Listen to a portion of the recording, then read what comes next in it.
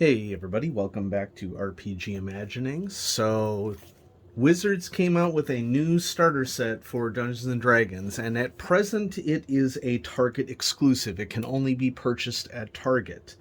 My understanding is that it will be given a wider release on October 4th. And those of you in the audience who are followers of TTRPGs, Titterpigs, have probably had this on your radar, or maybe you haven't. But what I thought I'd do is give it a little bit of a unboxing here so that we can compare the contents of this starter set to prior starter sets, and as well, just to mention the Essentials kit. I am a huge fan of the Essentials kit. If you are looking to get into Dungeons and Dragons, the Essentials kit is a really good purchase. The last starter set for D&D 5th edition was published all the way back in 2014. And it has been available for excellent prices on online retailers. The MSRP of the original 5th edition starter set was $19.99. The MSRP of this starter set is $19.99. And given that that was 8 years ago, those of you who have any understanding of economics whatsoever will recognize that costs have risen since that time. And so it probably should not surprise us that the MSRP, if it isn't changing, this is going to contain less material than the prior iteration of the starter set. The prior iteration of the starter set had Lost Mines of Phandelver, which is a 64-page adventure booklet, and this is a 48-page adventure booklet. So you are getting less adventure. I'd also like to point out that the rulebook takes you from levels 1 through 3, and the original starter set could take you all the way up to level 5 on those classes. Now, this is an interesting economic discussion because, yes, this is very much boardroom, style of making games. What sort of routes could they go for this? Well, one route that they could go is that they keep the contents of the starter set equivalent but increase the MSRP.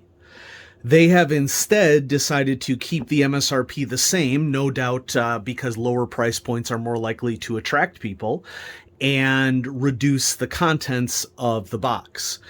Now, that being said, I've discussed many times on the channel how this is an example of one of the most cynical starter sets on the market. It was cynical in 2014. I would argue it's even more cynical now in 2022 because so many other great starter sets have come out on the market for other role-playing games that are just a little bit higher in cost than this starter set and are just jam-packed full of material that can really give you a really great flavor of what is going on with a particular game. And the ones that rise to the top, in my opinion, would be Call of Cthulhu starter set, RuneQuest starter set, Warhammer Fantasy Roleplay starter set are all really good examples of starter sets that do an excellent job of giving you a great value. Okay, so I'm going to open this up, and we're not quite at the GM only component of this. So we have the dice. I had viewed a video online that suggested that these are basically the same dice as was in the prior starter set. I don't know if there are slight differences in coloration because, the dice that I have from the original starter set or who knows where. Okay. We have Dragons of Stormwreck Isle. This is the adventure booklet, which for some reason in this copy was right on top. Then we have the Continue Your Journey information about how to join the community and different products that you can purchase. This is a typical resource that you get inside any starter set. Okay. We have the starter set rulebook. Okay, which, I don't have the other starter set rulebook to compare. I assume that this is a tad shorter since it only goes to 3rd level, but it actually may not be. Maybe only the spell list would be the only thing that is shorter in here, because if we look at the character sheets here, these character sheets have all of the information already on them that you would need to improve these characters. Okay, so for example, this first level wizard has their set spells for first level, and then on the back page, this is typical of all of these character sheets, there will be additional information about what happens when you gain level, what are your second level features, what are your third level features, what happens when you get second level spells. Okay, so there is a wizard first level. These are not facing the correct way. There is a rogue first level. Okay, and okay, we just put a space for notes there. Whatever. There is a first level paladin. I do like the art on the back here. I especially like art here for what I assume is a ranger. A fighter, okay, who has taken a fighting style of archery. All right, and a cleric. The character sheets are printed on nice paper. They're not super flimsy. I appreciate the fact that they're matte. I prefer my character sheets to be matte rather than glossy. There are some starter sets that I'm a big fan of that have matte, some starter sets that I'm a big fan of that unfortunately have glossy for character sheets. This is what we have right here. Now this is just super despicable. Okay, so you could just make a smaller box. But instead of making a smaller box, you're going to put an inset in it, and you're going to waste that material. Okay. You know, and this is part of the cynical trickery of boardroom products. It's like, we're gonna make it so it seems like it's a super hefty starter set filled with a bunch of stuff, but it's actually only halfway filled because it's got an insert in it. Look at how cool we are. We don't care that we're evil and cynical. Money! You know.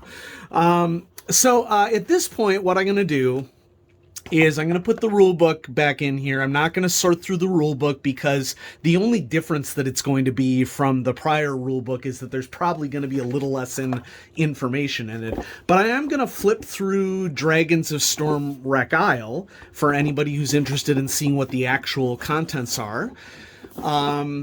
And, you know, maybe that'll influence your purchase decision. I mean, this really is not a product for established players at all, unless you are a collector, unless you want to, you know, pay $20 and get an adventure, you know, and some extra dice, an extra rule book to hand out to players or something. And so here we have Dragons of Stormwreck Isle. Now, the prior starter set adventure, Lost Mines of Phandelver, was considered by many people to be considered a exceptional product. There are things that I like about it. There are things that I don't like about it.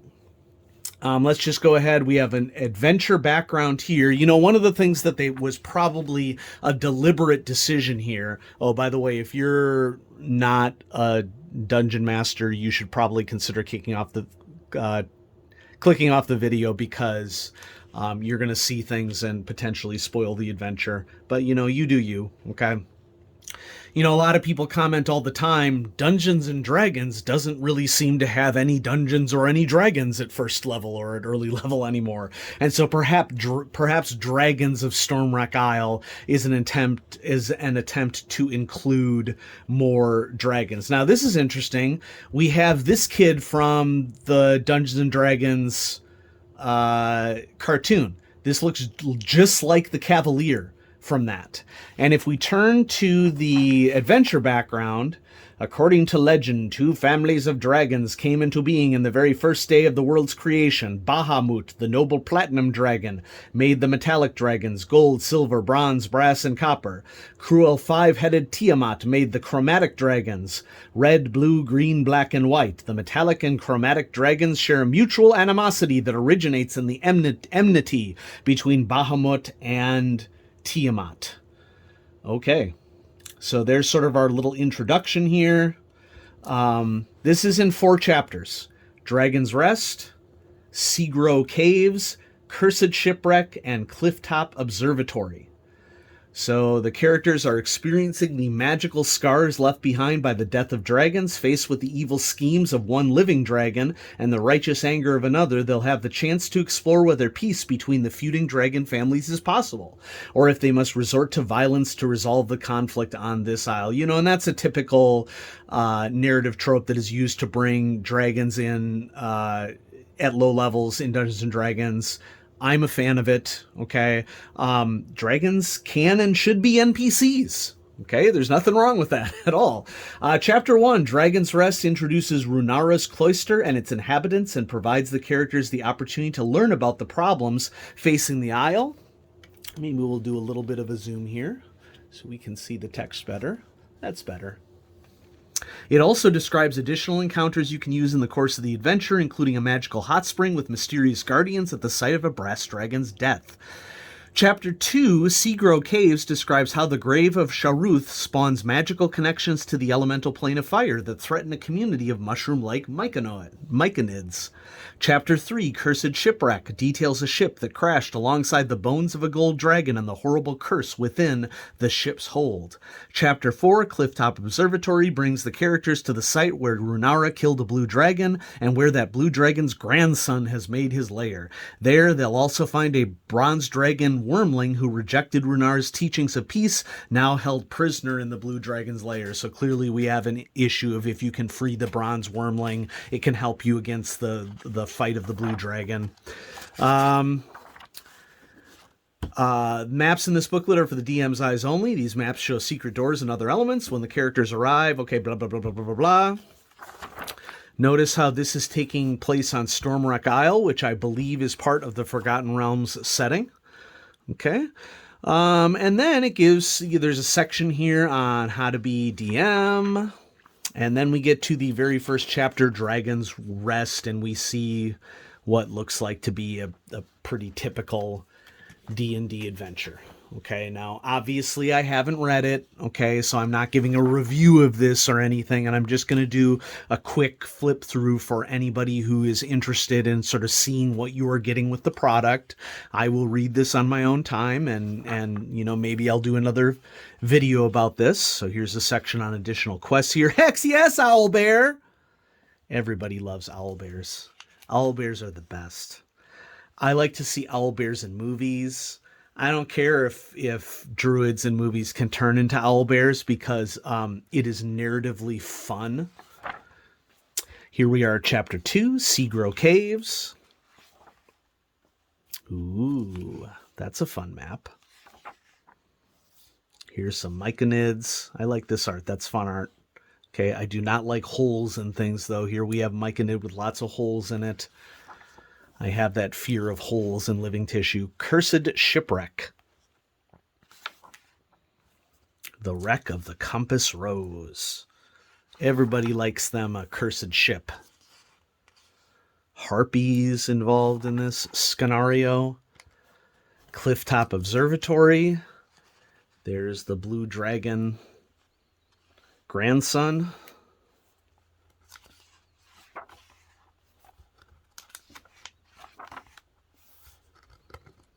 Sparkrender's Ritual. And then some magic items that are featured in the adventure. Information on creature stat blocks and how they work. That's good. So here we have a blue dragon wormling and a bronze dragon wormling and a fire snake and a fume drake and ghouls and harpies and a variety of different kobolds and some myconids. And Sinensa, which looks like is an NPC myconid, and an owlbear, hex yes. We love owlbears. And Spore Servant Octopus, Sturgis, Tarek, Varnoth, Violet Fungus, and Zombies. So you do get quite a bit of monsters in this. The monsters take up the last 10 plus pages of the book. So, you know, it's better than a poke in the eye for sure. I don't think that it's fair to us for us to expect that 8 years after the release of the first starter set after everything that has happened in the world, that they would produce a starter set that has the same MSRP and does not have less material. That just, doesn't make a lot of economic sense. Now, the original starter set, of course, is still available for it's been lower prices. I think it's going something like $13, $14 on Amazon right now as of the date of the posting of this video. The Essentials kit is a great buy right now. Its MSRP is $25 and it's going for as cheap as I think $14 on Amazon. So, if you're a completionist or if you're looking for a nice series of adventures for low-level players and you want to take them through something new, you would be paying $20 essentially for an extra copy of the rule book, some extra pre-gens, copy of the basic rules that you can hand out to somebody, and this supplement right here. Personally, I don't like the fact that from a material standpoint, the box is wasteful and unnecessarily large, but welcome to corporate United States. So there it is. So I hope you enjoyed the flip through. I hope that this gives you an idea as to whether or not this would be an example of a product that you'd be interested in purchasing, or if you see this and say, no, thanks, I'm good. That wouldn't surprise me either. But I'll have fun reading this adventure. It can never hurt to read scenarios, okay? Which is why I purchased it. And so I'll read through it, and if I think it's interesting, I'll share it with y'all. And so thanks for watching, everybody. Have a great day.